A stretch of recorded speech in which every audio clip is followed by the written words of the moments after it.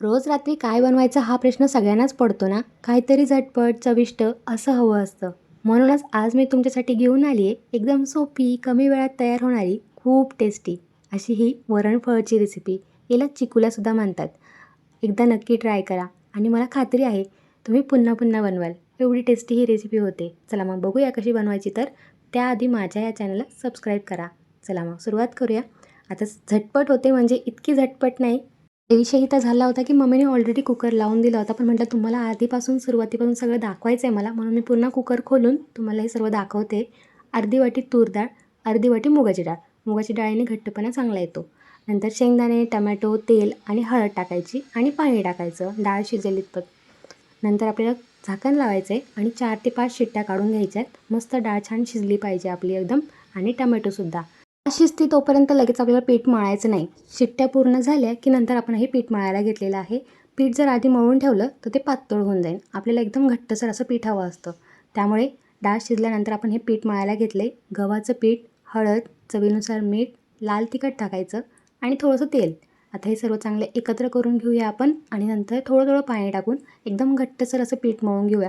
जसं आपण पुरींसाठी मळतो सेम तसंच. आता या पदार्थाला बऱ्याच ठिकाणी खूप वेगवेगळी नावं आहेत. आमच्याकडे तरी त्याला चिकल्या म्हणतात. तुमच्याकडे काय म्हणतात कमेंट करून नक्की सांगा. काही ठिकाणी चिकुल्या म्हणतात, कुणी चकुल्या म्हणते. शब्द तोच आहे, फक्त उच्चार वेगवेगळे. काही जण वरणफळ म्हणतात तर काही जण डाळफळ. बरं, पीठ बघू शकता इतकं असं आपल्याला घट्टसर मळून ठेवायचं आहे आणि लगेच आपल्याला त्याच्या चपात्या पण लाटायच्या आहेत. पण त्याआधी तुम्हाला मी डाळ दाखवते. बघू शकता मस्त छान डाळ आपली शिजलेली आहे. टमॅटोची साल आवडत नसेल तर तुम्ही काढू शकताय, नाही काढली तरी चालेल. आणि नंतर आता रवीच्या साहाय्याने आपल्याला थोडंसं मॅश करून घ्यायचं आहे अशा या पद्धतीने, म्हणजे डाळ चांगली आपली मॅश होईल आणि एकदम स्मूथ वरण असं तयार होईल. आता आपल्याला याच्यामध्ये ना पाणी टाकायचं आहे. तर साईडला आम्ही पाणी गरम करायला ठेवलेलं आहे. तुम्ही थंड पण टाकू शकता, पण शक्यतो गरम टाका. आता हे वरण आपल्याला शिजवायला गॅसवरती ठेवायचं आहे आणि चवीनुसार मीठ टाकायचं आहे.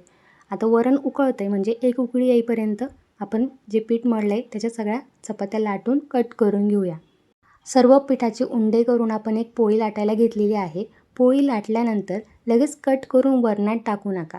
सगळ्या पोळ्या लाटून घ्या आणि नंतर सगळ्यात शेवटी एक एक पोळी कट करा. जर तुम्ही एक पोळी लाटली आणि नंतर तिचे काप केले आणि लगेच ते वरणात टाकून दिले आणि नंतर दुसरी लाटायला घेतली तर काय होतं, जे आपण आदल्या पोळीचे काप वरणात टाकलेत ते शिजून जातील बऱ्यापैकी आणि नंतर हे थोडेसे नॉर्मल कच्चे राहतील. तसं नको व्हायला म्हणून एक सोबतच सगळ्या पोळ्या लाटायच्या आणि एक सोबतच सगळ्या कट करायच्या. जसं आपण आता करतोय सेम त्याच पद्धतीने सगळ्या साईडला आपण पोळ्या लाटून ठेवलेल्या आहेत. आणि आता लगेच एकापाठ एक पोळी आपण लगेच कट करून थोडंसं लाटणं फिरवलं का तर पोळी कट करताना असे गोळा नको व्हायला. लाटल्याने थोडंसं पटकन जरा फाईन कट करता येतं म्हणून लाटलं आहे. नाहीतर तुम्हाला असं वाटेल की तुम्ही पण लाटताच आहे की काय परत. आता इथे बघू शकता सगळ्या पोळींचे आपण काप करून वरणात सोडून दिलेले आहे आणि एकदा दोनदा मिक्स करायचं. थोडंसं पाणी कमी वाटलं तर पाणी टाकायचं आहे आणि झाकण लावून एकच शिट्टी काढायची. जास्त शिट्ट्या घेऊ नका, नाही तर गाळ होऊन जाईल. बरं, शिट्टी झाल्यानंतर आपण इथे तडका तयार करतो आहे. पॅनमध्ये घ्यायचं आहे आपल्याला तेल. तडका आता तुम्ही तुमच्या पद्धतीने केला किंवा एक्स्ट्रा काही ॲड करायचं असेल तर करू शकता. मोहरी, जिरं, हिंग आणि आता टाकायचं आपल्याला कुटलेला लसूण. छान फ्लेवर येतो, टेस्ट मस्त लागते, जरूर ट्राय करा.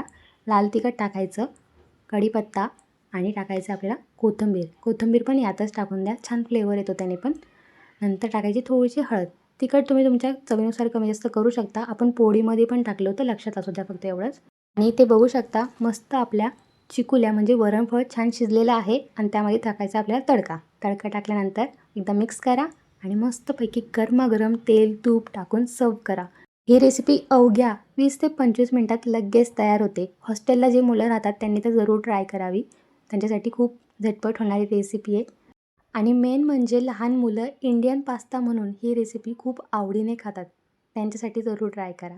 रेसिपी आवडली असेल तर फ्रेंड अँड फॅमिलीसोबत शेअर करायला विसरू नका आणि चॅनलला सबस्क्राईब करा, व्हिडिओला लाईक करा. भेटू पुन्हा नवीन रेसिपीसोबत. तोपर्यंत बाय.